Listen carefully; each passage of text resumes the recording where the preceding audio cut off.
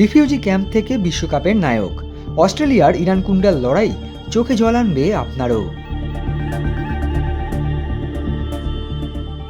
তুরস্কের বিরুদ্ধে বিশ্বকাপে অস্ট্রেলিয়ার প্রথম গোলটি করে ইতিহাস গড়লেন নেস্টরি ইরানকুন্ডা। মাত্র 20 বছর বয়সে তিনি বিশ্বকাপে অস্ট্রেলিয়ার সর্বকনিষ্ঠ গোলদাতা হয়ে গেলেন।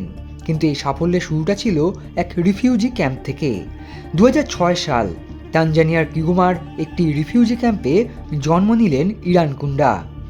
গৃহযুদ্ধের কারণে তার বাবা মা বুরুন্ডি ছেড়ে সেখানে আশ্রয় নিয়েছিলেন। পরে পরিবারটি অস্ট্রেলিয়ায় চলে আসেন এবং অ্যাডিলেডে স্থায়ীভাবে বসবাস শুরু করে। ছোটবেলা থেকেই তার গতি, শক্তি এবং সাহসী খেলার ধরন নজর কাড়ে ফুটবল স্কাউটদের। অ্যাডিলেড ইউনাইটেডের একাডেমি থেকে উঠে এসে মাত্র 15 বছর বয়সে এ লিগে অভিষেক করেন। দুরন্ত পারফরমেন্সের সুবাদে ইউরোপে বড় ক্লাবগুলোর নজরে আসেন ইতিমধ্যেই ইরানকুন্ডা এবং শেষ পর্যন্ত বায়ার্ন মিউনিখে যোগ দেন তিনি। তুরস্কের বিরুদ্ধে ম্যাচের 27 মিনিটে নিজের প্রতিভার ঝলক দেখালেন তিনি।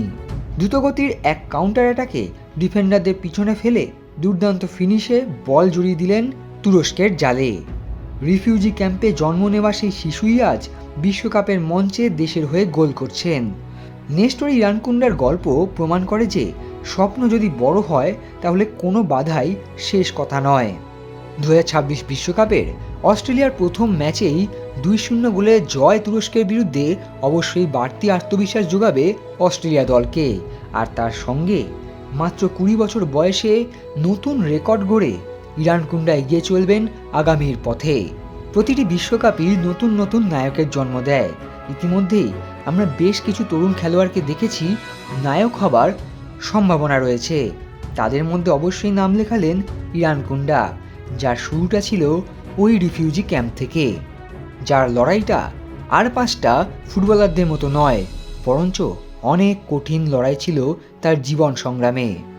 আর জীবন সংগ্রামে জয়ী ইরানকুন্ডা আজ গোটা অস্ট্রেলিয়া দেশের নায়ক। Extra time.